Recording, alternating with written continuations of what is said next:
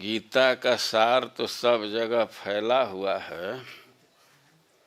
जो हो रहा है वह ठीक है, वो भी ठीक है, जो होगा वो ठीक है। तब अध्याय वाइज सार की क्या जरूरत पड़ गई।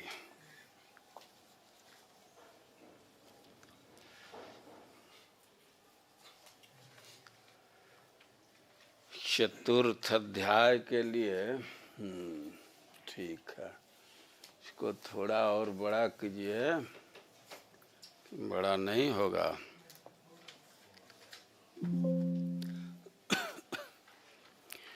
ओम अज्ञानतिमिरान्धस्य ज्ञानाञ्जनशलाकया चक्षुरुन्मीलितं येन तस्मै श्रीगुरवे नमः।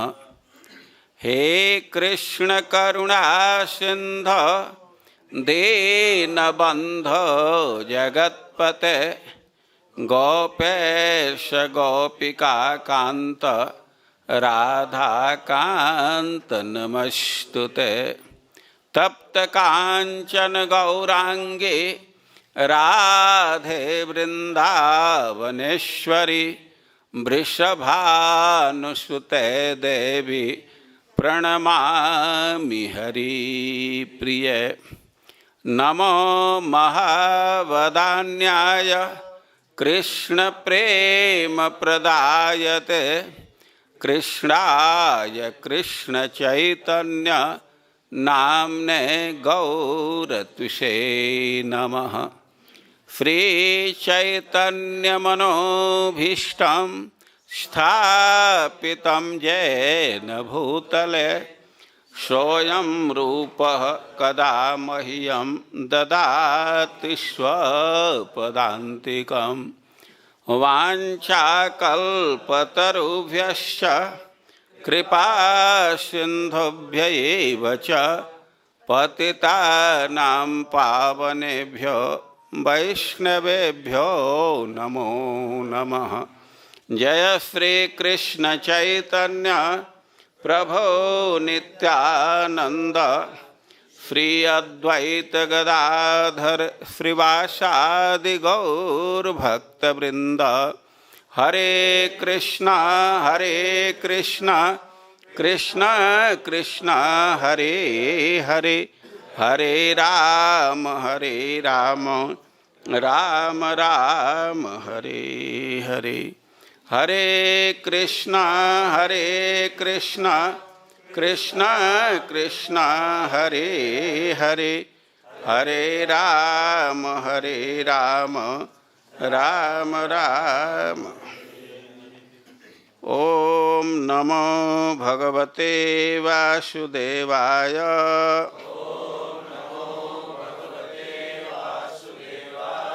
ओम नमो भगवते वासुदेवाय।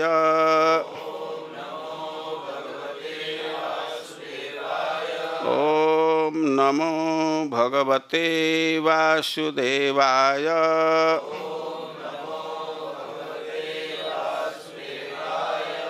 तुरीये स्व आविर्भाव हेतुः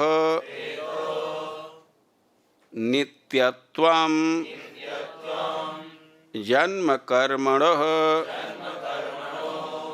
स्वस्य उक्तं ब्रह्मयज्ञ आदि ज्ञान उत्कर्ष प्रपंचनम तुरीये स्वाविर्भाव हेतुः नित्यत्वं जन्म कर्मणः स्वस्योक्तं ब्रह्मयज्ञादि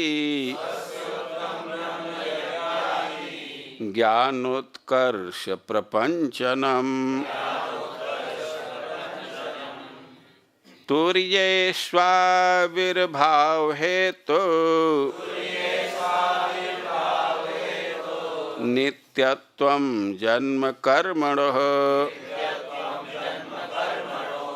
स्वस्योक्तं ब्रह्मयज्ञादि ज्ञानोत्कर्ष प्रपंचनम् तुर्येष्वाविर्भाव हेतुर् नित्यत्वं जन्म कर्मणः स्वस्योक्तं ब्रह्मयज्ञादि ज्ञानोत्कर्ष प्रपंचनम्। बोलिए कुछ लोग।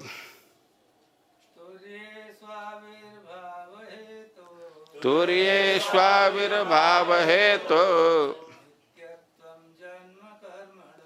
नित्यत्वं जन्म कर्मणः स्वस्योक्तं ब्रह्मयज्ञादि ज्ञानोत्कर्ष प्रपंचनम्। तुर्येष्वाविर्भाव हेतुः नित्यत्वं जन्म कर्मणः स्वस्योक्तं ब्रह्मयज्ञादि।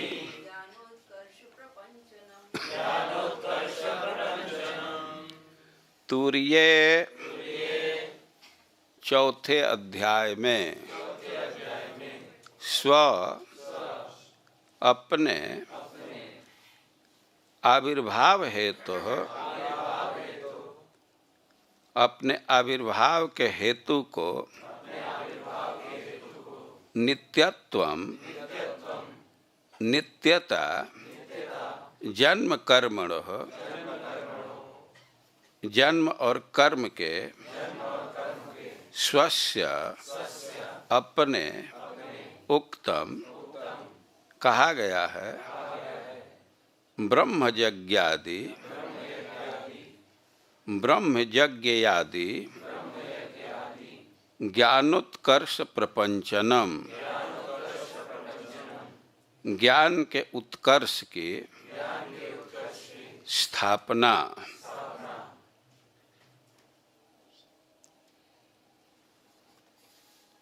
आज हम लोग बैठे हैं गीता के चौथे अध्याय के विषय वस्तु के सिंहावलोकन के लिए, उसके सारांश दर्शन के लिए। जैसा टॉपिक दिया गया है और इसको 2-3 मिनट में पूरा किया जा सकता है। जैसा कि आप श्लोक का उच्चारण किए, इसमें कह रहे हैं कि तुर्ये स्वाविर्भाव हेतु नित्यत्वं जन्म कर्मणो स्वस्य उक्तम।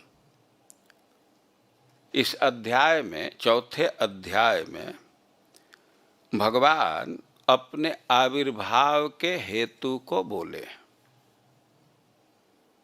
भगवान किस लिए अवतार ग्रहण करते हैं और नित्यत्वम जन्म कर्मणो स्वस्य जन्म कर्मणो नित्यत्वम अपने जन्म और कर्म के नित्यता को बोले।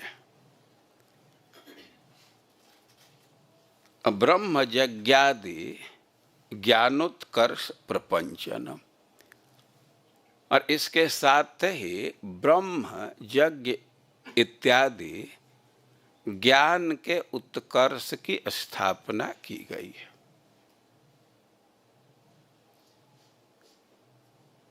अब इस श्लोक के आधार पर हम विचार करें तो किस किस विषय के चर्चा इस अध्याय में भगवान किस किस विषय को बोले। पहला अपने आविर्भाव के हेतु को, अपने आविर्भाव के प्रयोजन को, और अपने जन्म कर्म के नित्यता को। दो चीज। और तीसरा ब्रह्म यज्ञ और आदि। आदि में और चीज है, ग्रहण किया जाएगा। और ज्ञानोत्कर्ष प्रपंचनम, मुख्य विषय है ज्ञान के उत्कर्ष की स्थापना करना, उसका विस्तार करना, उसको स्थापित करना। और ऐसे 4 टॉपिक इस अध्याय में है, लेकिन आदि को ग्रहण करेंगे तो इसको 5 भाग में बांट सकते हैं। आप गीता का पाठ करते रहते हैं।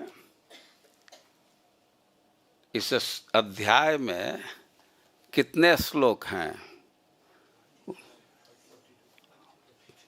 42 श्लोक है। तो 42 श्लोक का एक मोटा मोटी विभाजन प्रस्तुत किया गया है 1 से 10 श्लोक तक। 10 श्लोक में भगवान अपने विषय में ज्ञान दिए, 1 से 10, और 11 से 15 तक भगवान स्थापित किए हैं कि सब व्यवस्था हमारे अध्यक्षता में है और सब व्यवस्था के, सब पंथ के अंतिम लक्ष्य मैं हूँ। और आदि इस पहले आया था ब्रह्म यज्ञ आदि, और 16 से 24 नंबर के श्लोक तक इसमें कर्म योग का निरूपण किया गया है। और 25 से 33 नंबर के श्लोक तक विभिन्न प्रकार के यज्ञ का उल्लेख है जो ज्ञान योग की प्राप्ति में सहायक है। और फिर 34 से 42 तक इस अध्याय के एक समरी, एक सारांश प्रस्तुत किया गया। तो यही चौथे अध्याय का ओवरव्यू है। अब किसी को प्रश्न पूछना हो तो पूछ सकते हैं।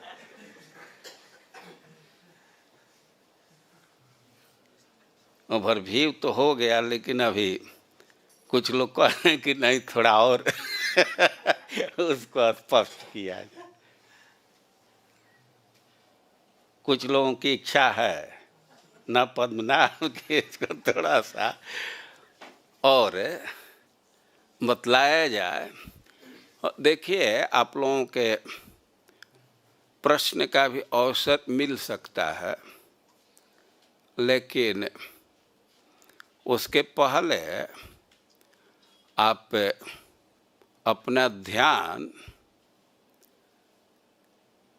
3 अध्याय या खास करके दूसरे और तीसरे अध्याय के विषय वस्तु के तरफ ले जाइए। भगवान तीसरे अध्याय में उपदेश दिए हैं अर्जुन को। और तीसरे अध्याय में क्या उपदेश दिए हैं? किस चीज की, किस विषय का वर्णन किए हैं? कर्मयोग। कर्मयोग है, और कर्मयोग ही नहीं है, ज्ञान योग भी है। भगवान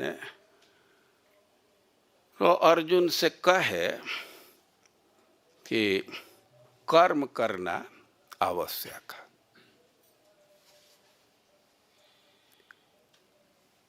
अर्जुन ने प्रश्न किए हैं ना, अर्जुन का प्रश्न है ज्याससी चेत कर्मणस्ते मता बुद्धिर जनार्दन। ते मता, आपके विचार से तो लगता है कि कर्म से बुद्धि श्रेष्ठ है। तत्किम कर्मणि घोरे मां नियोजसी केशव। हमको इस घोर युद्ध रूप कर्म में क्यों नियोजित कर रहे हैं? आपके वाक्य को सुन करके हमारी बुद्धि चकरा रही है, और कृपा करके आप ही एक निश्चय करके बतला दीजिए। भगवान बतलाए कि कर्म करना आवश्यक। कर्म आदमी छोड़ दे तो बहुत भारी विप्लव आ जाएगा, जीवन का निर्वाह करना ही कठिन हो जाएगा। और भगवान कर्म की महिमा को बतलाने के लिए यज्ञ की महिमा को बतलाए।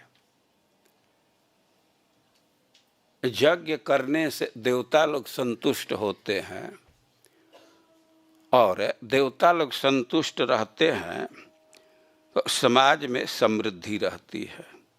जीवन की जो आवश्यक सामग्री है तो उसको प्रदान करते हैं। और जो भी यज्ञ है तो कर्म पर आधारित है।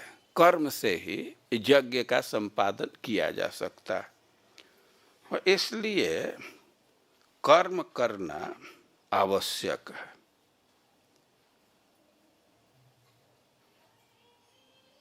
लेकिन इसके साथ ही भगवान कह रहे हैं कि जो लोग आत्मरति हैं, अंतर्मुखी हैं, जिनका समाज पर कोई ध्यान नहीं है, विषय पर ध्यान नहीं है, उसके लिए कर्म करना कोई आवश्यक नहीं है। उनके लिए कर्म करना आवश्यक नहीं है, लेकिन कर्म करते हैं तो उसमें कोई दोष भी नहीं है। लेकिन वो कर्म करना सुरक्षित है। कर्म का त्याग करने पर हो सकता है कुछ कठिनाई आ जाए, लेकिन कर्म करना सुरक्षित है। तो भगवान कर्म योग का उपदेश दे रहे हैं, और ज्ञान योग के महिमा को भी स्थापित कर दिए, उसका भी उल्लेख कर दिए। स्थापना करें या न करें, उसका उल्लेख जरूर किए। अब भगवान अर्जुन को उपदेश दे करके कर्म योग का, ज्ञान योग का, और इसके बाद अब उससे उपदेश के विषय में बतला रहे हैं कि प्रथम बार तुमको उपदेश नहीं दे रहा। तो अध्याय प्रारंभ कर रहे हैं कि इमं विवस्वते योगम प्रोक्तवान अव्ययम, कि इदम योगम, जो कर्म योग है, ज्ञान योग है, दोनों को मिला करके यहाँ इदम योगम कह रहे हैं। और इसके विषय में कह रहे हैं कि अव्ययम। अव्ययम का अर्थ है कि यह वेद पर आधारित है। वेद अव्यय है, इसलिए भी ये उस पर आधारित ये सिद्धांत भी, ज्ञान भी अव्यय है, या इसका फल प्राप्त होता ही है, निष्फल नहीं जाता है। तो इस अर्थ में भी यह अव्यय है। वो कह रहे हैं कि इस अव्यय ज्ञान को, इस योग को मैं विवस्वान से कहा था। विवस्वान सूर्य देव को कहते हैं। वही वो बीज रूप है मनुष्य जाति के। विवस्वते प्रोक्तवान, मैं विवस्वान से कहा, और विवस्वान मनवे प्राह, और विवस्वान मनु से कहे। श्राद्ध देव से, वैवस्वत मनु से, जो हम लोगों के मनु हैं, और मनु इक्ष्वाकवे अब्रवीत। और मनु महाराज अपने पुत्र इक्ष्वाकु महाराज को यह योग बतलाए। एवं परंपरा प्राप्त इमं राजर्षयो विदु स्वकाल नेह महता योगो नष्ट परम तप। इस ज्ञान की परंपरा चल रही थी, धारा बह रही थी, लेकिन दीर्घ काल व्यतीत होने पर ये धारा अवच्छिन्न हो गई, योग की परंपरा नष्ट हो गई। आप पे हमारे सखा हो, भक्त हो, और मैं उसी योग को आपसे कह रहा। और भगवान पीछे के दिए हुए ज्ञान का, कर्म योग, ज्ञान योग की परंपरा को बतला रहे हैं। और इसके साथ यह भी बतलाए कि परंपरा छिन्न हो गया, भंग हो गया, और इस समय मैं उसी ज्ञान को प्रदान कर रहा। अब जब यह बात कहे कि मैं सूर्य देव को ज्ञान दिया था, वो अर्जुन ने एक प्रश्न कर दिए। अब उनको संशय हो या न हो, उनको तो कुछ संशय नहीं है, लेकिन लोक के दृष्टि को ध्यान में रखते हुए एक प्रश्न कर रहे हैं। अपरम भवतो जन्म परम जन्म विवस्वत। अब विवस्वान का जन्म तो आपसे पहले हुआ था, वो तो हजारों हजारों वर्ष पहले हुए थे। आप तो लगभग हमारे साथ जन्म लिए हैं। गीता का उपदेश कर रहे थे तो भगवान का उम्र लगभग 100 साल का था। तो कथमेतद विजानीयम तो माधव प्रोक्तवान इति। हम इस बात को कैसे समझें कि आप हजारों वर्ष पहले इस ज्ञान को प्रदान किए। आपका जन्म तो 100 साल पहले हुआ है। वो जो हजारों हजारों साल पहले जन्म लिया है, वो उसको आप कैसे ज्ञान दे दिए। अब प्रश्न किए तो भगवान अपने जन्म के विषय में, अपने कर्म के विषय में बतलाने लगे। तो भगवान कह रहे हैं कि बहुनि में व्यतीतानि जन्मानि तव चार्जुन। हे अर्जुन, मेरा बहुत जीवन बीत चुका है और तुम्हारा भी। तान्य हम वेद सर्वाणि न त्वं वेत्थ परम तप। अरे लेकिन दोनों व्यक्ति में अंतर है। मैं अपने सारे जन्मों को जानता हूं, तुम नहीं जानते हो। तुम भी जानता तो ऐसा प्रश्न ही नहीं करता।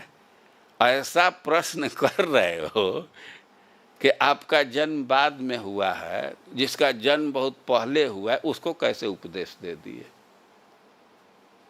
तो मैं तो सब जन्म को जानता हूं, तुम नहीं जानते हो। और भगवान अपने जन्म के विषय में बतला रहे हैं कि हमारा जन्म विलक्षण है।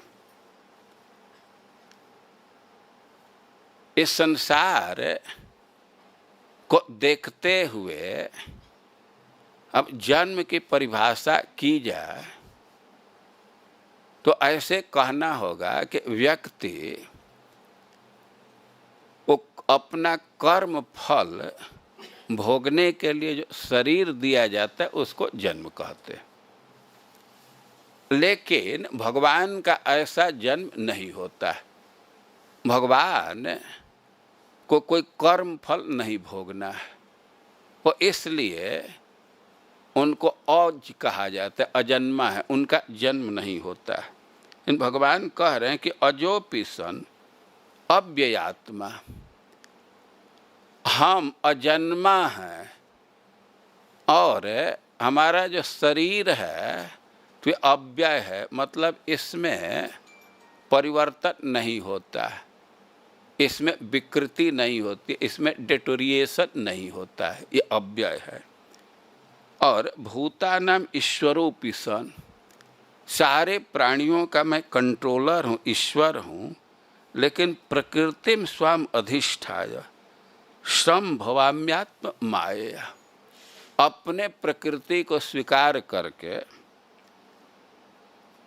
आत्म माया, अपने माया को स्वीकार करके, अतरंगा माया को स्वीकार करके या अपनी कृपा से संभवामी, मैं जन्म लेता हूँ।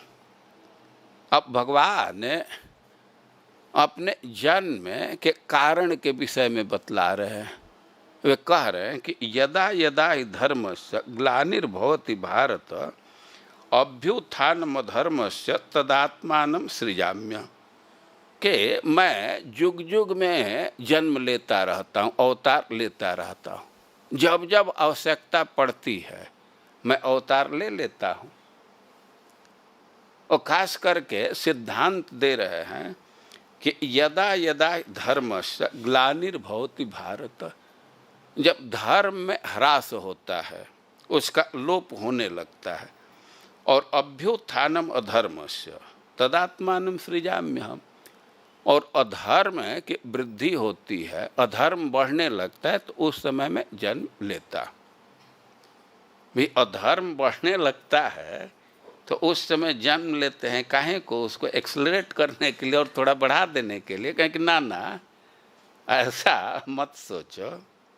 परित्राणाय साधूनां विनाशाय च दुष्कृतां, मैं साधुओं की रक्षा के लिए और जो दुष्ट जन हैं उनके विशेष नाश के लिए, मुक्ति के लिए, और धर्म संस्थापनार्थाय, धर्म की स्थापना के लिए संभवामि जुगे जुगे, मैं जुग जुग में अवतार ग्रहण करता हूँ, जन्म लेता हूँ। अब भगवान के जन्म के हेतु पर विचार करें तो भगवान के उक्ति से क्या हेतु आ रहा है? धर्म के ग्लानि होने पर, अधर्म का उत्थान होने पर, और धर्म की स्थापना के लिए, साधुओं के त्राण के लिए, दुष्टों के विनाश के लिए मैं अवतार ग्रहण करता। परित्राणाय साधूनां, भक्तों के रक्षा के लिए, परित्राण के लिए। कोई प्रश्न करेगा, जब सारे जीवों के ईश्वर हैं, पहले ही कह रहे हैं कि भूतानाम ईश्वरोऽपि सन्, तो वहाँ से नहीं कंट्रोल कर सकते।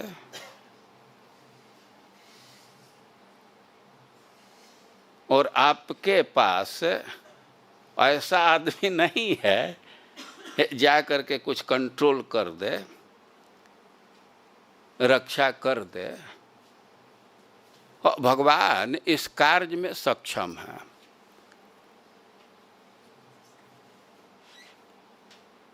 वहाँ से भी दुष्टों का नाश कर सकते हैं, उनके अनेक एजेंट हैं। लेकिन परित्राणाय साधूनां, परित्राण का एक और अर्थ है। भक्त लोग तड़प रहे हैं, किस लिए तड़प रहे? भगवान के दर्शन करने के लिए, भगवान को देखना चाहते। भगवान आकर के उनको दर्शन देते हैं। वो भक्तों के जो तड़पन है, दर्शन की लालसा है, अब उससे वे व्यग्र हैं, और उससे रक्षा करने के लिए, उनके तड़पन को दूर करने के लिए भगवान प्रकट हो जाते हैं। और विनाशाय च दुष्कृता, जो दुष्कृति हैं तो विशेष नाश के लिए, मतलब उनको मुक्ति देने के लिए भगवान आकर के चक्र से मार देते हैं, उनकी मुक्ति हो जाती है। शरीर का नाश तो किसी से करा देंगे, लेकिन उनके लिंग शरीर, सूक्ष्म शरीर के नाश के लिए स्वयं प्रकट होते हैं।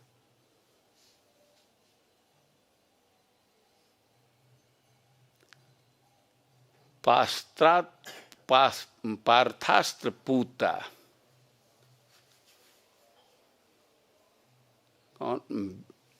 मैत्रेय ऋषि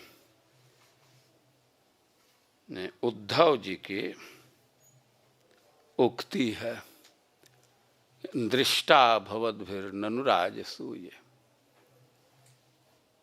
कई एक घटना का उल्लेख कर रहे हैं और उसमें एक बात कह रहे हैं कि जो अर्जुन के विपक्ष के योद्धा थे, वे अर्जुन का वध करना चाहते थे, अर्जुन पर बाण का संधान करना चाहते थे, अपने धनुष पर बाण चढ़ाते थे कि अर्जुन के गला पर मारना है। अब अर्जुन के तरफ निशाना लगाते थे और बगल में ही कृष्ण बैठे हैं। अब कृष्ण पर दृष्टि पड़ जाती थी तो सब कुछ भूल जाते थे। अब वे भूल गए और अर्जुन को मौका मिलता था हो बाण चला देते थे, वे सब भगवान को प्राप्त कर जाते हैं। भगवान का जो ध्यान कर रहा है, प्रकट रूप देख रहा है, और उस समय मृत्यु हो जाए तो उसकी गति कितनी अच्छी होगी। भगवान दुष्टों का केवल शरीर नष्ट नहीं करते, स्थूल शरीर ही नष्ट नहीं करते, उनके उपाधि को नष्ट कर देते हैं, सूक्ष्म शरीर को भी नष्ट कर देते हैं। तो विनाशाय और धर्म संस्थापनार्थाय, धर्म की स्थापना के लिए। अब फ्लिप चार्ट होता तो यहाँ धर्म का मतलब एक एक लोग ला करके लिखते। धर्म का क्या मतलब है? रामकृष्ण, धर्म किसको कहते हैं? किसी वस्तु का वह स्वाद जिससे उसको अलग नहीं कर सकते। वो भगवान चीनी को आकर के मीठा करते हैं। चीनी का धर्म तो मिठास है, तो चीनी को मीठा करने के लिए आते हैं। धर्म संस्थापनार्थ है, धर्म की स्थापना के लिए। क्या धर्म की स्थापना करते हैं?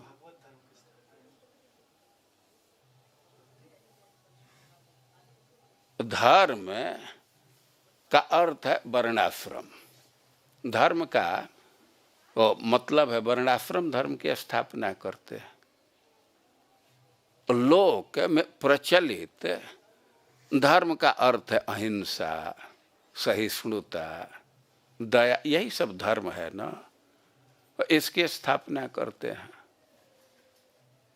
लेकिन धर्म का केवल इतना ही अर्थ नहीं है। जैसे रामकृष्ण बतला रहे हैं कि धर्म का मतलब है कि उसको उसके धारण करने वाले से अलग नहीं किया जा सकता। जैसे चीनी है तो उसका धर्म है मिठास,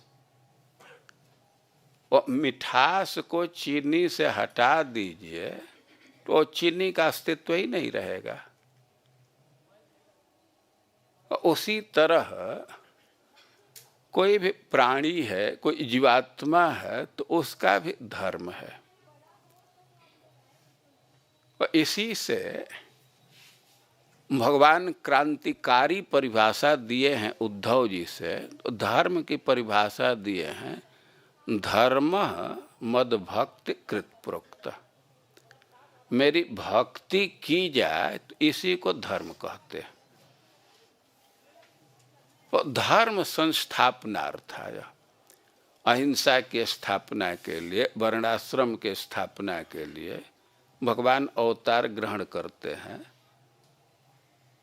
लेकिन सबसे महत्वपूर्ण बात है कि भक्ति की स्थापना के लिए, भक्ति के प्रचार के लिए, प्रेम दान के लिए भगवान अवतार ग्रहण करते। तो धर्म संस्थापनार्थाय संभवामि जुगे जुगे। और भगवान का जन्म इतना विलक्षण है मनुष्य से कि कह रहे हैं कि जन्म कर्म च मे दिव्यम यो एवं यो वेति तत्वतः त्यक्त्वा देहम पुनर्जन्म नयति मामेति सोऽर्जुन। भगवान का जन्म इतना विलक्षण है कि जो व्यक्ति भगवान के जन्म कर्म को समझ ले, उसको आत्मसात कर ले, तो उसका भी जन्म खत्म हो जाता है, उसको फिर से जन्म नहीं लेना होता है, वो भगवान को प्राप्त कर लेता है। भगवान जन्म तो जुग जुग में लेते हैं, कर्म करते रहते हैं, लेकिन भगवान का जन्म कर्म अलौकिक है, विलक्षण है, दिव्य है। और कह रहे हैं कि इसी जन्म की बात नहीं है। अर्जुन कह सकते हैं कि आप भी क्षत्रिय वंश में जन्म लिए हैं, तो आप भी तो कर्म करते हैं कि हमारा जन्म और कर्म दिव्य है। और जो व्यक्ति उसको तत्व से समझ लेता है, तो देह त्यागने के बाद वो भगवान के धाम को चला जाता है। और केवल इसी जन्म की बात नहीं है कि पहले बहुत सारे हुए हैं, बहुत सारे लोग हुए हैं कि हमारे जन्म कर्म को समझ करके और हमारे प्रेम को प्राप्त किए, हमारा साक्षात्कार प्राप्त किए। तो कह रहे हैं कि वीतराग भय क्रोध मन मया माम उपाश्रिता बहवो ज्ञान तपसा पूता मदभाव मागता। आगता भूतकाल में भी पहले बहुत लोग हमारे जन्म कर्म के ज्ञान के तपस्या से पवित्र होकर के और मद भाव मागता हमारे भाव को प्राप्त हुए। भाव का क्या अर्थ होता है? भाव तो भू धातु से बना है, भाव मतलब सत्ता। तो हमारे सत्ता को प्राप्त करते मतलब हमारा साक्षात्कार करते। बहुत सारे लोग इस सिद्धांत को मानते हैं कि भगवान का शरीर ही नहीं है, वो निराकार हैं।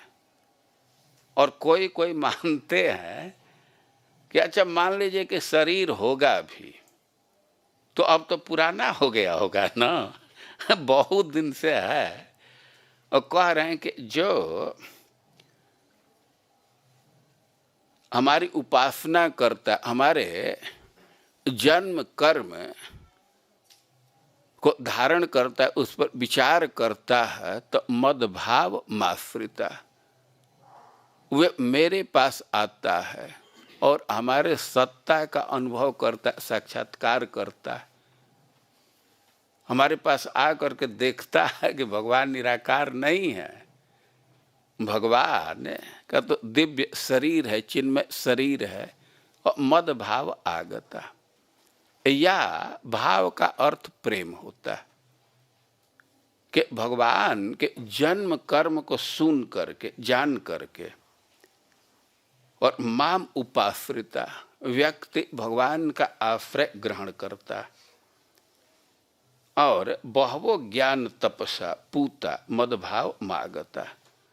और बहुत बहुत सारे लोग हुए हैं कि भगवान के जन्म कर्म को सुनने से, उस पर विचार करने से, उस ज्ञान को आत्मसात करने से पूता वे पवित्र हुए, मतलब उनका अविद्या नष्ट हुआ।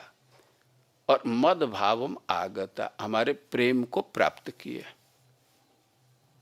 वीतराग भय क्रोधा मन मया माम उपाश्रिता भगवान के जन्म कर्म पर विचार करने का, उसके श्रवण कीर्तन करने का फल होता है कि माम उपाश्रिता, भगवान के व्यक्ति शरणागति स्वीकार करता। भगवान जन्म कर्म करते हैं, जन्म लेते हैं, कर्म करते हैं, लीला करते हैं, तो उसके अनेक उद्देश्य हैं, लेकिन मुख्य उद्देश्य है भजते तादृशी क्रीड़ा या श्रुत्वा तत्परो भवेत्। भगवान लीला करते हैं कि उसको सुन करके व्यक्ति हमारा परायण हो जाए, हमारा आश्रित हो जाए। और भगवान जो मधुर लीला करते हैं वो उसका उद्देश्य है लोगों को भक्त बनाना। महाराज परीक्षित का प्रश्न है, रासलीला के अंत में वे प्रश्न करते हैं कि हम जानते हैं कि आप्त कामो यदुपरि, भगवान श्री कृष्ण आप्त काम है, उनके कोई लालसा नहीं, कोई मनोरथ बाकी नहीं है, वे अपने आनंद से पूर्ण है। वे धर्म की स्थापना के लिए जन्म लिए हैं, अवतार लिए हैं, और धर्म के वक्ता हैं और उसके रक्षक हैं, हमको पता है। और कृतवान वै जुगुप्सितम, और कार्य भी बहुत सुंदर किए। परदाराभिमर्शनम, जो दिव्य गोपियां हैं, गुणातीत गोपियां हैं, उनका आलिंगन किए, चुंबन किए, तो कार्य अति प्रशंसनीय है। अब यहाँ तक तो हमको कोई डाउट नहीं है, लेकिन किमभिप्राय, किस उद्देश्य से किए इसको आप बतलाइए। और सुखदेव गोस्वामी उत्तर दिए हैं कि अनुग्रहाय भूताना, जीवों पर कृपा करने के लिए। मानुषम देह मास्थित, मनुष्य शरीर में स्थित हो करके नराकार विग्रह प्रकट करके भजते तादृशी क्रीड़ा, इस प्रकार के लीला करता रहता हूँ कि यह श्रुत्वा तत्परो भवेत्, उसको सुन करके लीला करने वाले का वो आश्रित हो जाए, भक्त बन जाए। तो ऐसा परिणाम आता है। भगवान कह रहे हैं कि माम उपाश्रिता, और मन मया, हमारा आश्रय लिए और हमारे लीला का श्रवण किए, जन्म कर्म को सुने, तो मन मया, वे इतने मधुर हैं कि वे मन हो गए, उनका मुझ में ही अभिनिवेश हो गया, उनका मन मुझ में लग गया। तो बीतराग भय क्रोध, तो वे राग भय और क्रोध से रहित होकर के, ऊपर होकर के, तीन चीज का उल्लेख कर रहे हैं। बीतराग, बहुत लोग हैं कि भगवान के जन्म कर्म के सत्ता को ही नहीं स्वीकार करते या उसको प्राकृत मानते हैं, वैसे व्यक्ति से राग नहीं रखते हैं, वैसे व्यक्ति से दूर रहते हैं। और राग नहीं रखते हैं क्योंकि भगवान के जन्म कर्म के प्रतिकूल बोलते रहते हैं, तो उनके साथ उठना बैठना नहीं करते, उनसे प्रीति नहीं रखते, लेकिन उन पर क्रोध भी नहीं करते। ध्यान देने की बात, हम लोगों की कठिनाई यह है कि उनका संग तो नहीं करते हैं, लेकिन लड़ाई ठान लेते हैं। भगवान यहाँ सिद्धांत दे रहे हैं कि क्रोध भी नहीं करते। और बीतराग भय, और वे कितना हूँ तर्क देते हैं, कितना हूँ सिद्धांत देते हैं, ये सेमिनार करते हैं, कुछ करते हैं, उनसे भय भी उनको नहीं होता, निश्चिंत रहते हैं। तो उस ग्रुप से न प्रेम रखते हैं, न उनसे भयभीत होते हैं, न उन पर क्रोध करते हैं। एक क्रोध करने से तो चित्त में विक्षेप आता है ना, भजन के अनुकूल नहीं है। अब वृंदावन में बहुत सारे भक्त हैं, दीक्षा लिए हैं इस्कॉन में और कहीं दूसरे जगह जा कर के फिर दीक्षा ले रहे हैं। बहुत बुरा माना जाता है, तो बहुत भक्तों के मन में बहुत भारी आक्रोश है। हमसे कुछ लोग प्रश्न किए उसी आक्रोश की भावना में कि हम लोगों को क्या करना चाहिए। हमने कहा कि झगड़ा नहीं करना चाहिए। ये क्रोध करने से तो भजन में सहायता नहीं मिलेगी ना, चित्त विक्षेप होगा, तो उनसे उदासीन रहना चाहिए। भगवान कह रहे हैं कि वीतराग भय क्रोध, उनसे भय भी नहीं, उन पर क्रोध भी नहीं, और उनका संग भी नहीं। मनमया, मन भगवान में लगा करके, उनका आश्रय लेकर के, बहवो ज्ञान तपसा, वो बहुत बहुत कुतर्क देते हैं, आक्षेप करते हैं, लेकिन उसको सह करके, वो सह लेना यही तपस्या है। और पूता, इससे पवित्र हो जाते हैं, अविद्या समाप्त हो जाते, मद भाव में आगता है और हमारे प्रेम को प्राप्त किए। तो केवल आज की ही बात नहीं है, ये पहले से ही परंपरा है कि भगवान के जन्म कर्म को सुन करके लोग भगवान के प्रेम को प्राप्त किए। ये यथा माम प्रपद्यन्ते तांस तथैव भजाम्यहम् मम वर्तमान वर्तन्ते मनुष्या पार्थ सर्वशः।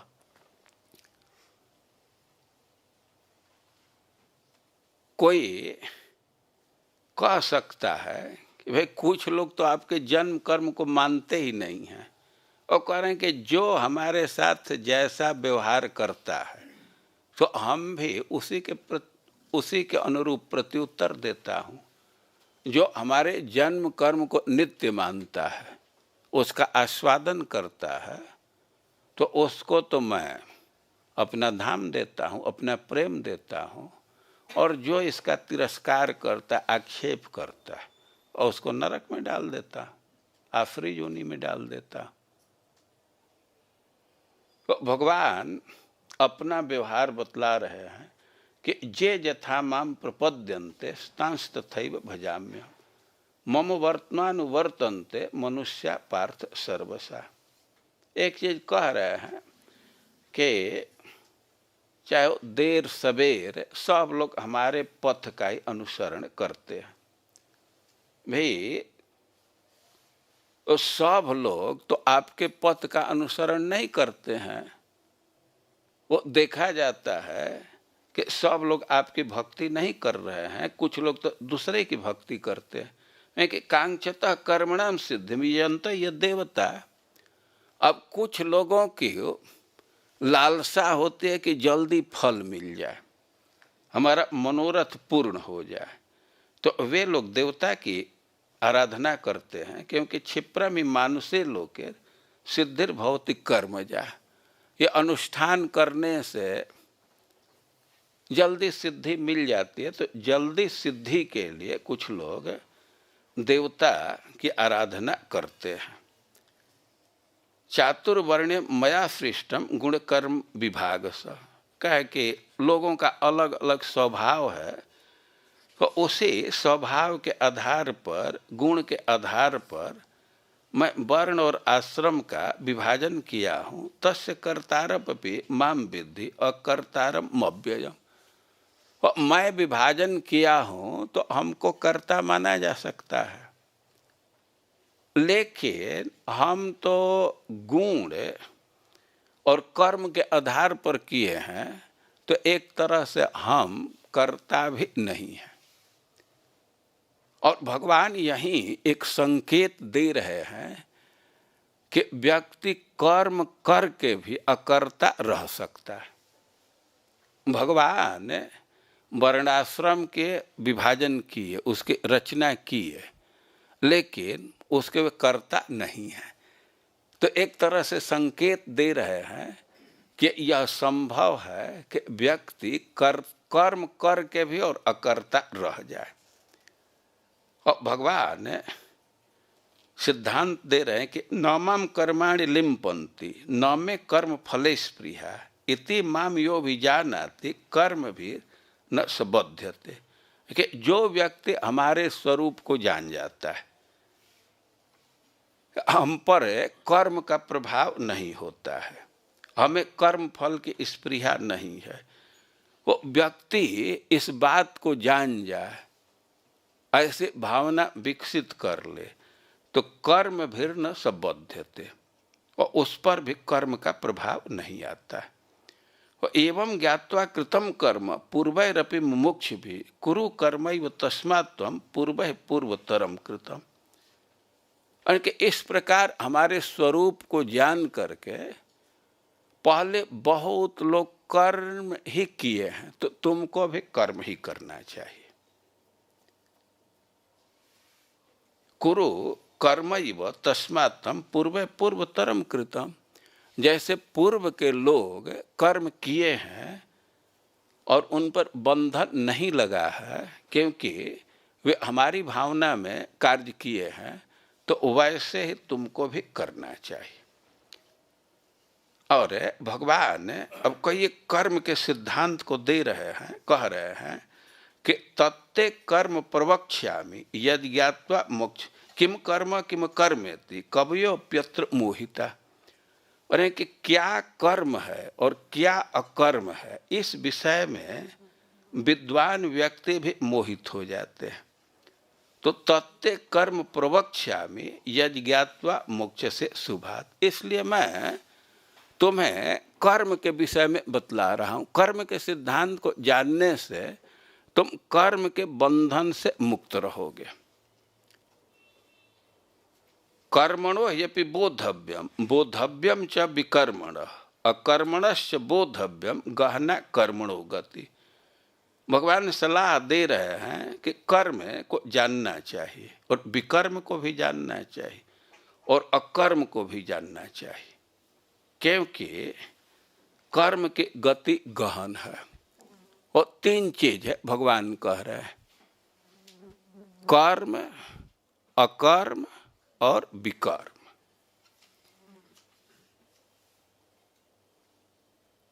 और वेद में जिसका विधान है, धर्म के रूप में जिसकी स्थापना है, वह कार्य करना उसको कर्म कहते हैं। और वेद में जिसका निषेध है और उसका कोई आचरण कर रहा है, तो वो विकर्म हुआ। और जिससे कोई फल नहीं बन रहा है, बंधन नहीं लग रहा है, तो वह अकर्म हुआ। कर्म का मतलब होता है जो बंधन उत्पन्न करे, फल उत्पन्न करे। प्रभुपाद जी हमेशा फ्रूटिव एक्टिविटी को कर्म नहीं कहेंगे। जो फल दे रहा है, और फल मतलब दुख, बंधन, तो उसी को कर्म कहा जाएगा। लेकिन जो फल नहीं दे रहा है, तो भले एक्टिविटी है, क्रिया है, लेकिन उसको कर्म नहीं कहा जाएगा, वो अकर्म। और वेद विरुद्ध एक्टिविटी को विकर्म कहा जाएगा। तो भगवान सलाह दे रहे हैं कि इसको समझना चाहिए।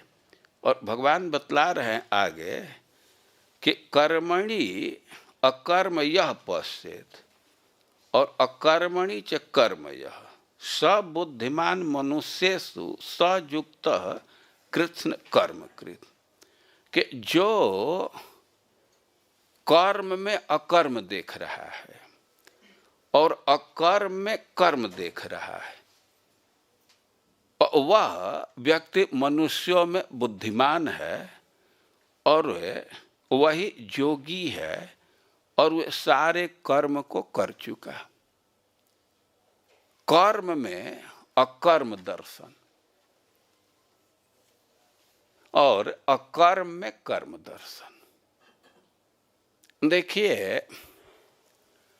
ये सिद्धांत समझना चाहिए कि बंधन क्रिया में नहीं है, बंधन भावना में है, चेतना में है।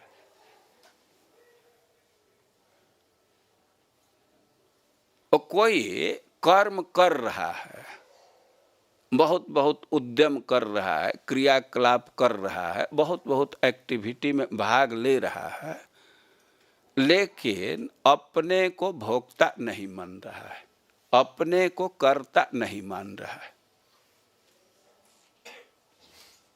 भोक्तापन और कर्तापन के भाव से रहित हो करके कोई कर्म है तो वास्तव में वो अकर्म है, कर्म का बंधन नहीं लगेगा तो वो अकर्म ही है।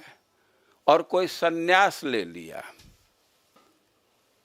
स्वरूप से ही कर्म का त्याग कर दिया, एक्टिविटी का त्याग कर दिया, तो दैहिक स्तर पर तो क्रिया का त्याग कर दिया, लेकिन क्रिया का त्याग किया नहीं जा सकता कि आत्मा निष्क्रिय नहीं हो सकता।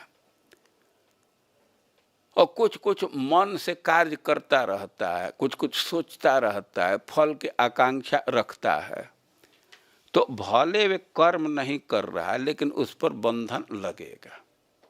तो एक स्थिति है कि कर्म करने पर भी बंधन नहीं लग रहा है, और एक स्थिति है कि कर्म का त्याग करने पर भी बंधन से मुक्ति नहीं है। तो इसी सिद्धांत को भगवान बोल रहे हैं कि कर्मणि अकर्म यह पश्येत और अकर्मणि च कर्म यह सब बुद्धिमान मनुष्येषु।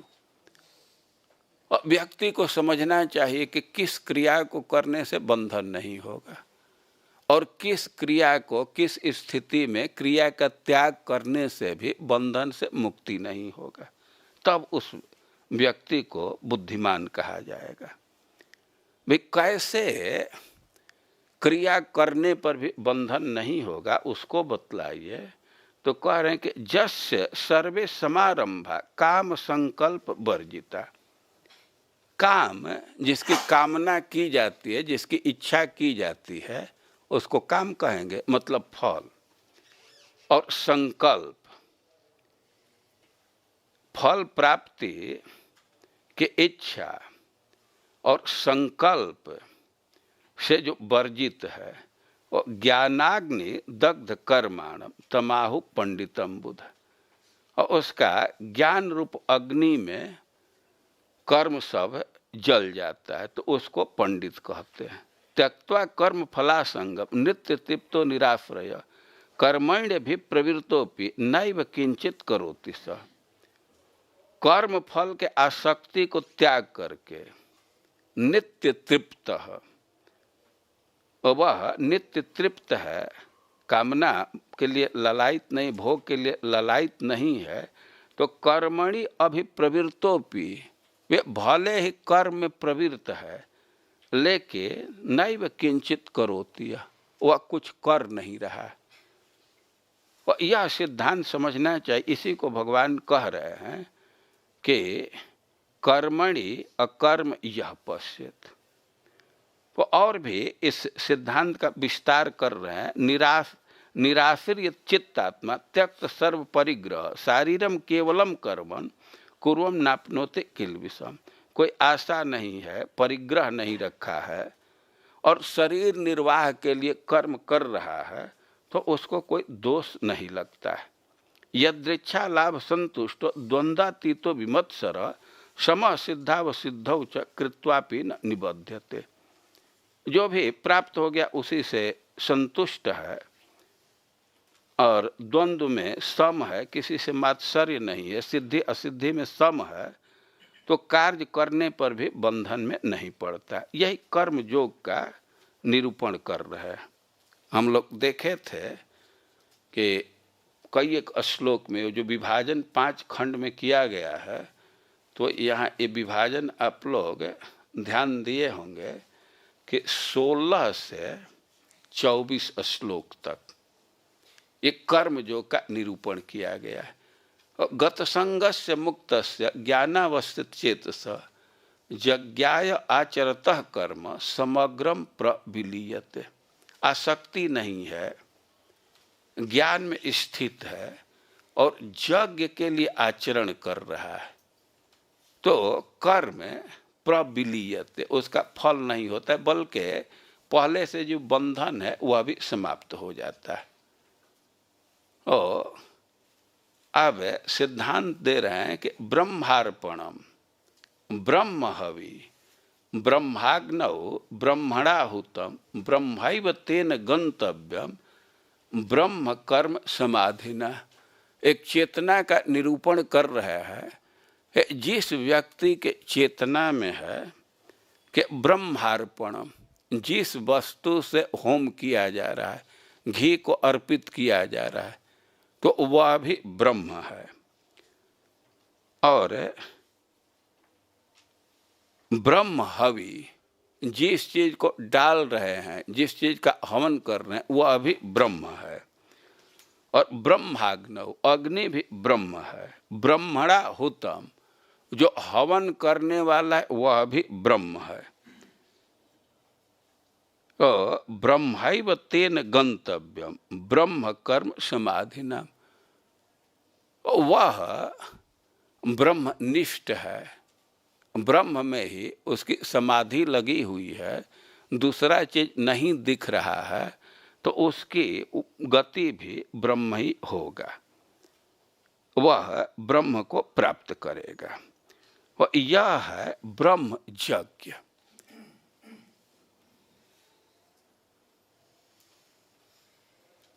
सब चीज में, सब वस्तु में, व्यक्ति में ब्रह्म की भावना करना, और इसी को ब्रह्म यज्ञ कहा गया है। और यह सबसे श्रेष्ठ है। लेकिन अब यज्ञ की बात आ गई तो भगवान और कई एक यज्ञों का उल्लेख कर रहे हैं। और इस अंश को पढ़ने पर बहुत लोगों को कठिनाई होती है कि यज्ञ कैसे हुआ। यज्ञ की धारणा तो हम लोगों के मन में बना हुआ है कि हवन करते हैं, आहुति डालते हैं, उसको यज्ञ कहते हैं। लेकिन यहाँ पर भगवान ने जो भी श्रेय का साधन बतलाया गया है वेद में, तो उसको सबको यज्ञ के रूप में ही स्थापित किए। यावद ही किंचित वैदिकम श्रेय साधनम तत्सर्वम यज्ञत्वेन संपाद्यते। वेद में श्रेय साधन जो भी है तो उसको यज्ञ के रूप में ही यहाँ स्थापित किया। या दूसरा सिद्धांत दे रहे हैं श्रीधर स्वामी कि एतदेव यज्ञत्वेन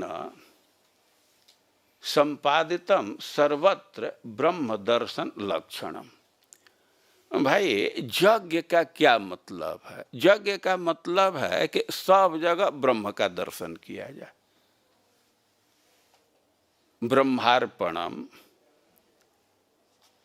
ब्रह्म हवि, ब्रह्माग्नौ ब्रह्मणाहुतम, ब्रह्मैव तेन गंतव्यम, ब्रह्म कर्म समाधिना। सब जगह ब्रह्म की धारणा रखना, ब्रह्म का दर्शन करना, तो इसी को ब्रह्म यज्ञ कहा गया। आप इस अध्याय के समरी को सुन रहे थे तो ब्रह्म यज्ञादि ज्ञानोपाय प्रपंचनम, तो यही ज्ञान का उपाय है। सब जगह ब्रह्म का दर्शन करना। तो कह रहे हैं कि एतदेव यज्ञत्वेन संपादितम सर्वत्र ब्रह्म दर्शनम लक्षणम ज्ञानम। सब जगह ब्रह्म का दर्शन करना एक ज्ञान है। तो सर्व यज्ञोपाय प्राप्तत्वात् सर्व यज्ञेभ्यः श्रेष्ठम इत्येवं स्तोतुम अधिकारी भेदेन ज्ञानो पाय भूतान बहुन यज्ञान आह। अब सबसे अच्छा तो ब्रह्म यज्ञ है, यही ज्ञान है। सब जगह ब्रह्म की भावना करना। अब सब जगह ब्रह्म की भावना करेंगे तो भोक्ता और कर्ता का कोई सवाल ही नहीं है, ये भावना ही नहीं आएगी, बंधन नहीं लगेगा। ज्ञान का स्तर स्वाभाविक प्राप्त कर लेंगे, तो यह सबसे श्रेष्ठ है।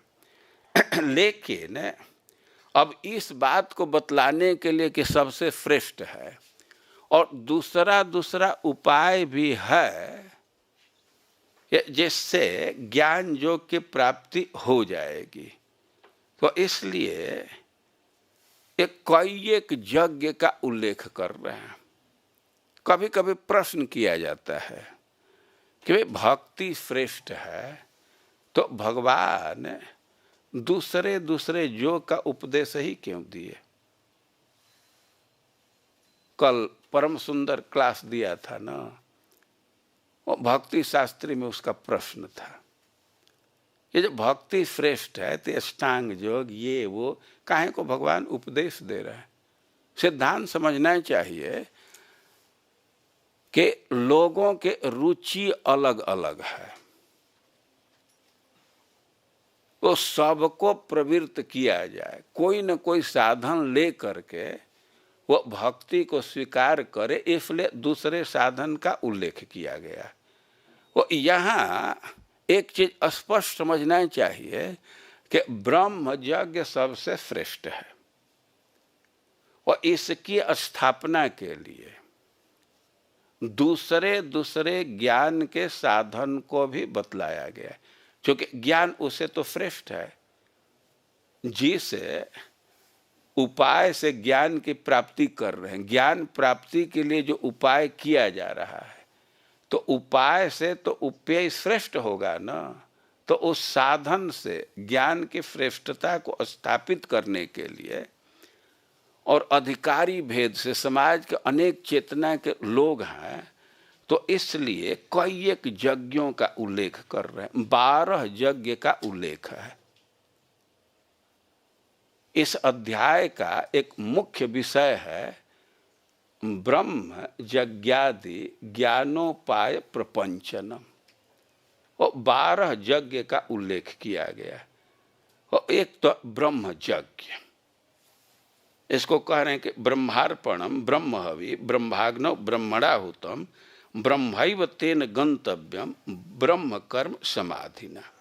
सब जगह ब्रह्म की भावना। और फिर आगे कह रहे हैं कि दैव मेवा परे यज्ञम योगिनः पर्युपासते।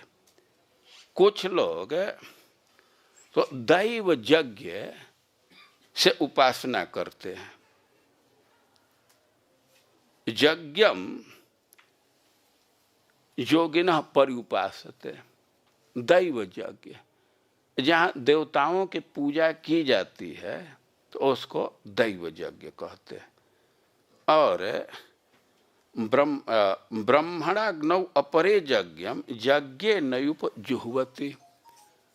और एक स्थिति है कि अग्नि जो ब्रह्म स्वरूप है, तो उसी में यज्ञम यज्ञे न उपजुह्वति, अपने आत्मा को, अपने साइकी को, अपने अस्तित्व की आहुति कर देते हैं। यह एक यज्ञ है।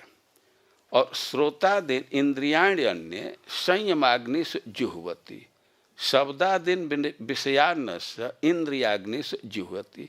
और एक ग्रुप है कि अपने इंद्रियों को संयम रूप अग्नि में आहुति डालता है, और एक ग्रुप है कि वह विषय रूप आहुति को अपने इंद्रिय रूप अग्नि में डालता है।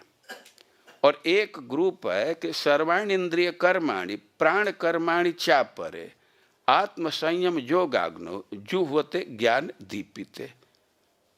ज्ञान दीपिते, ज्ञान से दीप्त होने के कारण एक ग्रुप है कि अपने सारे इंद्रियों के व्यापार को और प्राण के व्यापार को आत्म संयम रूप योगाग्नि में आहुति दे देता है। 5 इंद्रिय हैं कर्मेंद्रिय, 5 ज्ञानेंद्रिय, तो इसके कार्य को और 5 प्राण के कार्य को और भी अहंकार इत्यादि के कार्य को भी, तो सबको वो आत्म संयम जो कि अग्नि में आहुति देता है।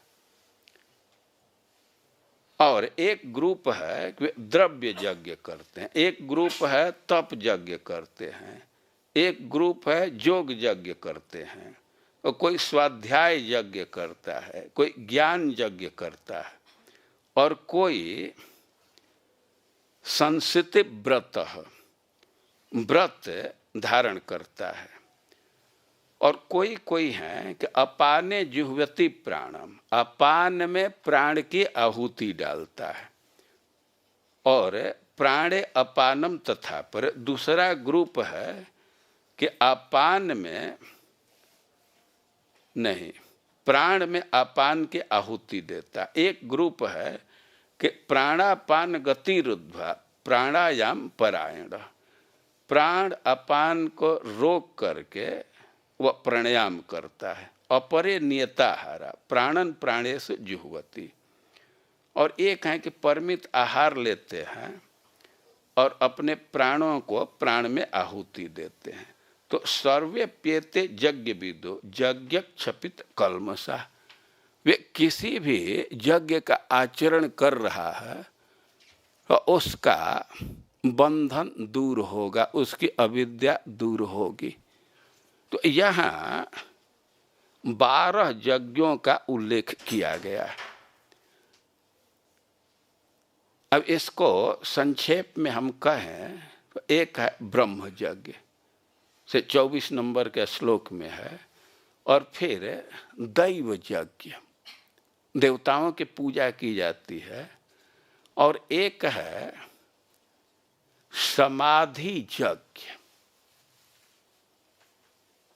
समाधि का अर्थ है कि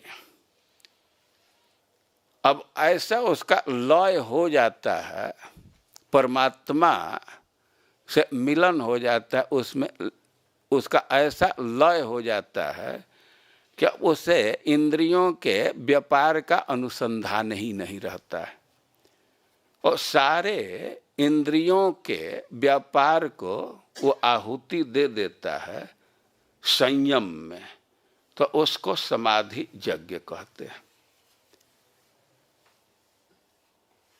ये श्लोक में आया है कि संयमाग्नि जुह्वति, संयम रूप अग्नि में आहुति देता है। योग का टर्म है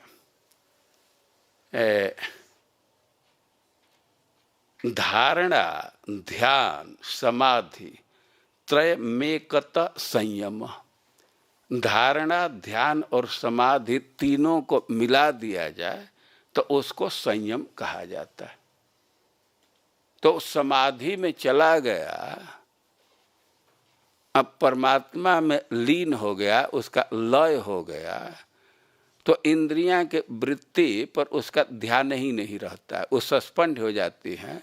तो इसी को कह रहे हैं कि वह इंद्रियों को संयम में मतलब समाधि में आहुति डाल देता है। लेकिन अब ये समाधि तो सदा सर्वदा के लिए नहीं है, से लय होता है फिर विक्षेप हो जाता है, और उसको योग की भाषा में व्युत्थान कहते हैं। तो समाधि में है तो कोई भोग नहीं स्वीकार करेगा, बल्कि इंद्रियों को ही संयम में ही आहुति कर दिया। लेकिन व्युत्थान हो गया, समाधि टूट गई, तब वह अपने इंद्रियों में भोग डालता है, लेकिन निर्विकार रह करके। इंद्रियों का जो विषय है तो उसको ग्रहण करता है, लेकिन निर्विकार रह करके। तो यह भी एक साधना है, यह भी एक यज्ञ है। और अब एक समाधि है, जैसे सारे प्राण वृत्ति को, इंद्रियों को, वृत्ति को आत्म संयम रूप अग्नि में आहुति कर देता है। और समाधि का 2 स्वरूप बतलाया गया है, एक को लय समाधि कहते हैं और एक को बाध समाधि कहते हैं। पतंजलि जी जो योग का निर्देश किए हैं तो लय समाधि का उल्लेख किए, लेकिन वेदांती लोग बाद समाधि का निरूपण करते हैं। तो लय समाधि में है कि परमात्मा में लय हुआ लेकिन व्युत्थान हो जाता है, फिर जग जाता है। लेकिन बाद समाधि का अर्थ है कि ये व्युत्थान इत्यादि का बाध कर देता है, वो सर्वदा के लिए समाधि में चला गया, तो उसको बाद समाधि कहते हैं। तो इसमें सारे इंद्रियों के वृत्ति की आहुति डाल देते हैं। तो ऐसे ये यज्ञ का वर्णन किया गया और एक श्लोक में 6 यज्ञ का वर्णन किया रहे हैं। द्रव्य यज्ञ, द्रव्य यज्ञ का अर्थ हुआ कि दूसरे के कल्याण के लिए अपने अर्जन का त्याग करते हैं। और इसको टेक्निकल भाषा में कहें तो पूर्त और इष्ट कर्म, यह द्रव्य यज्ञ है। पूर्त का अर्थ होता है बापी कूप तडागादि देवता यतनानि च अन्न प्रदान माराम पूर्त मित्य भी धीयते।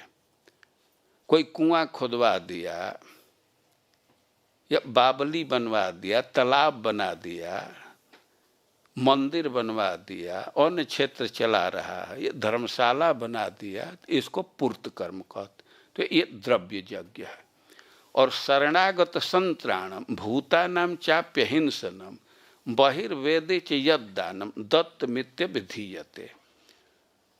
और कोई आश्रय चाह रहा है उसको आश्रय दे देना, प्राणियों की रक्षा करना, और यज्ञ के बाहर या यज्ञ में भी दान देना, तो इसको दत्त कहते हैं। तो पूर्त और दत्त कर्म को द्रव्य यज्ञ कहते हैं। और एक है तप यज्ञ, तपस्या करते हैं, वो व्रत धारण करते हैं, कृच्छ चंद्रायण आदि।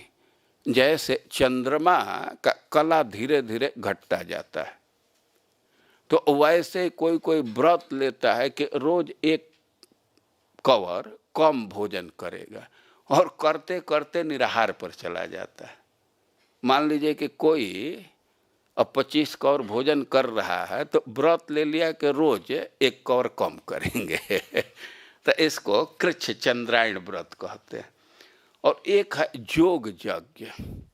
योग यज्ञ मतलब अष्टांग योग का आचरण, या समत्वम योग उच्यते, समभाव रखना, इसको योग्य यज्ञ।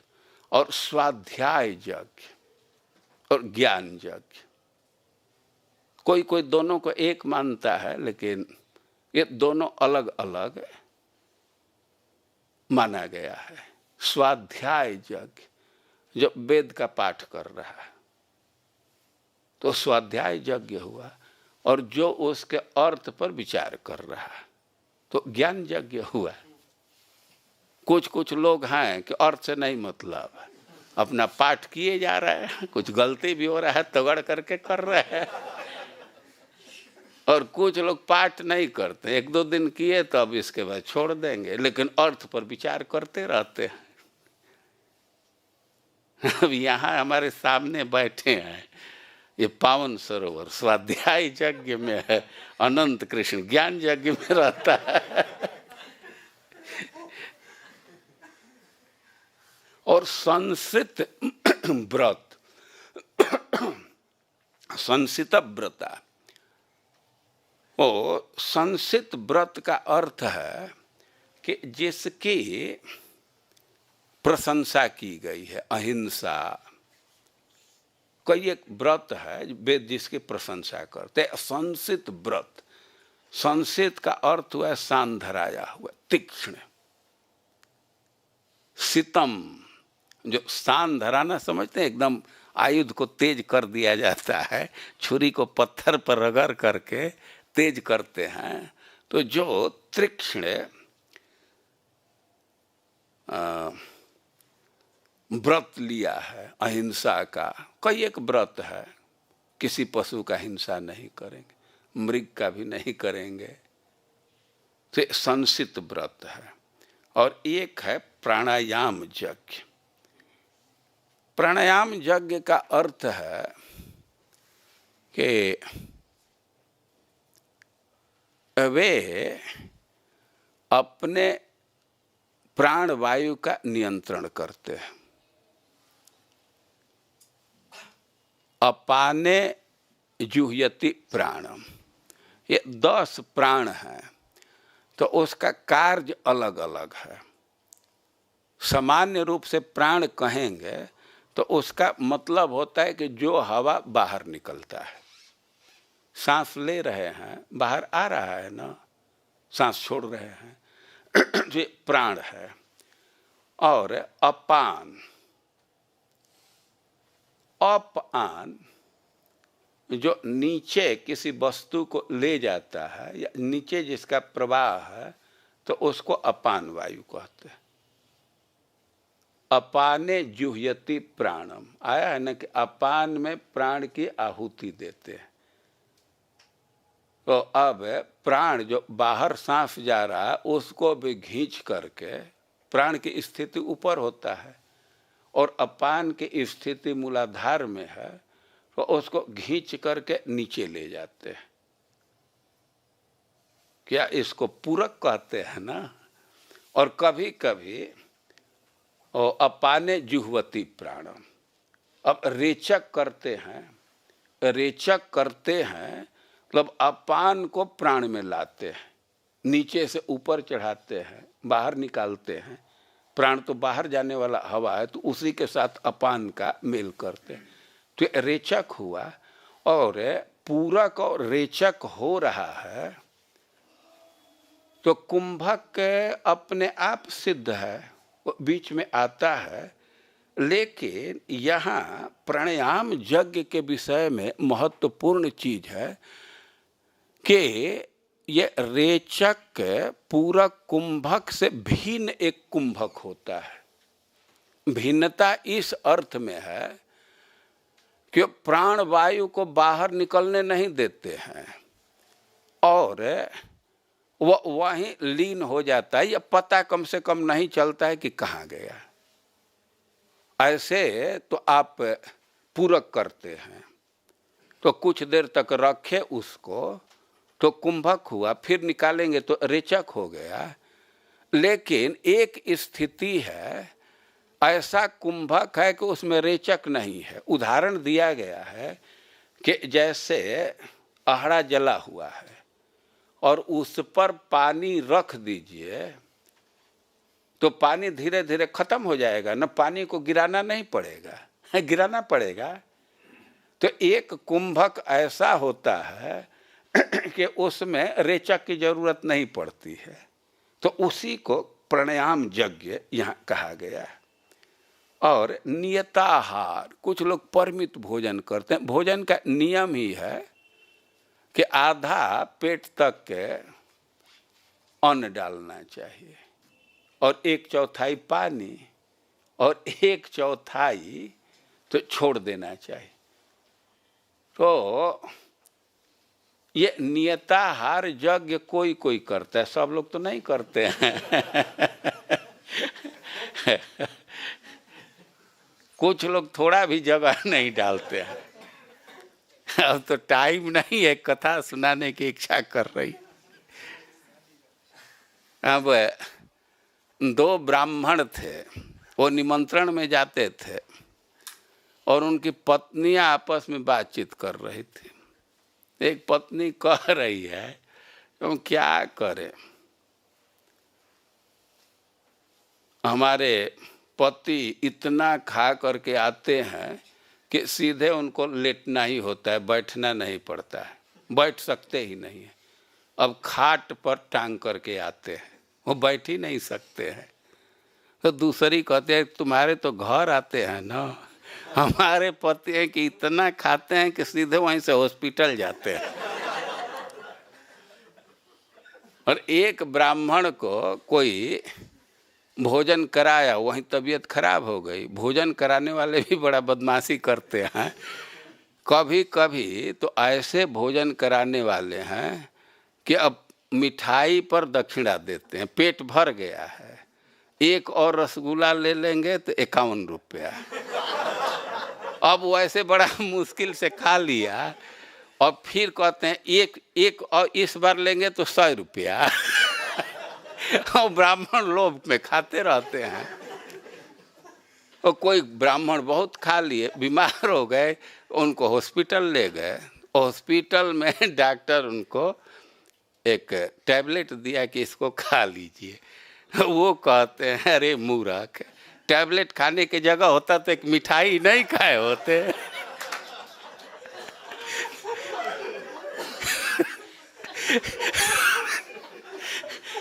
लेकिन कुछ लोग बड़े परिमित आहार करते हैं, तो इसको भी यज्ञ कहा गया है।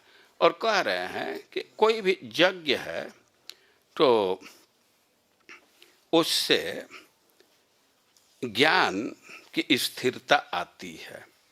तो कि एवं बहुबुधा यज्ञा वितता ब्रह्मणो मुखे कर्मजान विद्धि तान सर्वान एवं ज्ञात्वा विमुच्यसे। वैसे अब ये सिद्धांत दे रहे हैं कि फ्रेयान द्रव्यमयाद यज्ञात ज्ञान यज्ञ परम तप है, कि द्रव्य यज्ञ से ज्ञान यज्ञ श्रेष्ठ है। द्रव्य यज्ञ का अर्थ हुआ कि अपने इंद्रियों का प्रयोग कर रहे हैं, मन का प्रयोग कर रहे हैं, वचन का प्रयोग कर रहे हैं, धन अर्जित कर रहे हैं, सामग्री अर्जित कर रहे हैं, उसका त्याग कर दिए, ये द्रव्य यज्ञ हुआ। और अपने इंद्रियों को ही रोक लेना, कर्म में प्रवृत्त नहीं होने देना, तो इसको ज्ञान यज्ञ कहते हैं। तो कह रहे हैं कि कर्मजान विद्धि नहीं, क्या कहाँ है,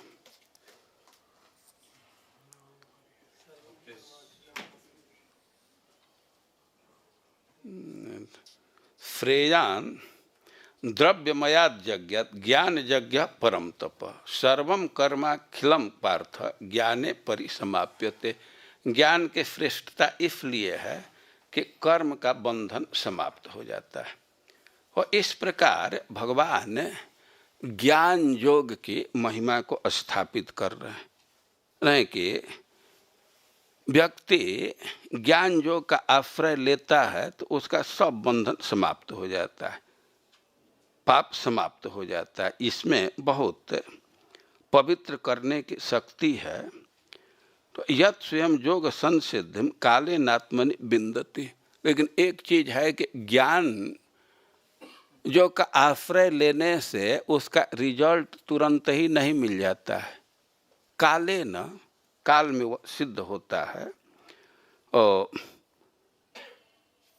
ज्ञान प्राप्ति के लिए दो चीज है की आवश्यकता, इंद्रियों का नियंत्रण होना चाहिए, श्रद्धा होना चाहिए। और व्यक्ति बहुत शीघ्र ही ज्ञान अर्जित कर लेता है और शांति को प्राप्त होता है। अब इसके विपरीत बात को कह रहे हैं कि जो संशयात्मा है तो उसको शांति नहीं मिलती, इस लोक में भी उसको सुख नहीं मिलता है, अब परलोक की बात ही तो दूर है। योग संन्यस्त कर्माणम ज्ञान संचिन्न संशयम आत्मवंतम न कर्माणि निबदंति धनंजय।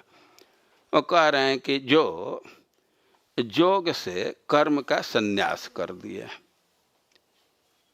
और ज्ञान से उनका संशय छिन्न हो गया है, अपने मन पर नियंत्रण है, तो कर्म का बंधन नहीं पड़ता है। तस्मात् अज्ञान संभूतम हृत्स्थम ज्ञानासिमात्मन छित्वैनम संशयम योगम आतिष्ठोत्तिष्ठ भारत। और अंत में भगवान कह रहे हैं कि ये जो अज्ञान है, अज्ञानम संभूतम हृत्स्थितम ज्ञानासिनात्मन, ये जो संशय है तो अज्ञान की वृत्ति है, हृदय में स्थित है। तो ज्ञान रूप तलवार से इसका छेदन करके योगम आतिष्ठोत्तिष्ठ भारत, हे भारत, हे अर्जुन, खड़ा हो और योग का आचरण करो, मतलब युद्ध करो। भगवान ने ज्ञान की बड़ी प्रशंसा किए और अर्जुन को उपदेश दे रहे हैं कि योगम आतिष्ठ, कर्म योग का आचरण करो, युद्ध करो। वो अर्जुन अब फिर प्रश्न कर रहे हैं, ज्ञान योग की प्रशंसा कर रहे हैं और कह रहे हैं कि युद्ध करो, कर्म में प्रवृत्त कर रहे हैं। वो कभी ज्ञान योग की महिमा को बोल रहे हैं, कभी कर्म योग की महिमा को बोल रहे हैं। तो इन सब बातों को सुन करके अर्जुन फिर से प्रश्न किए हैं, तो उसको हम लोग कल सुनेंगे। हरे कृष्ण।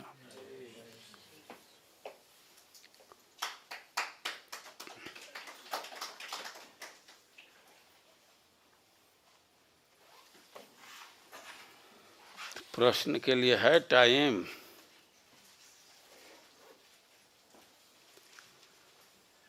ओवरव्यू है, डिटेल स्टडी नहीं है।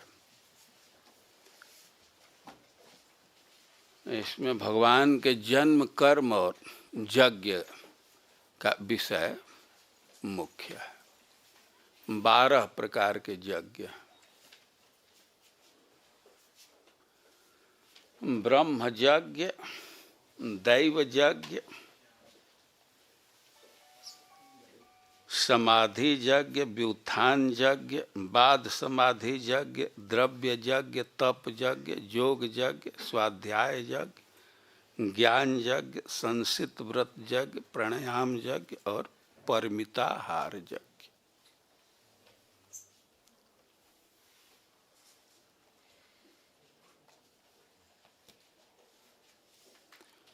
ठीक है, कल भी 5वें अध्याय का समरी ओवरव्यू जो शब्द दीजिए, सिंहावलोकन।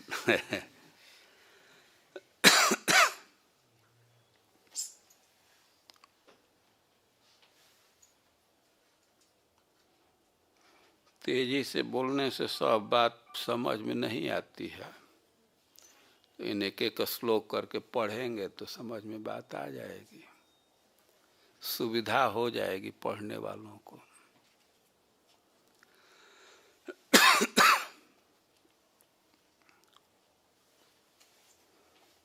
जगत गुरु श्रील प्रभुपाद की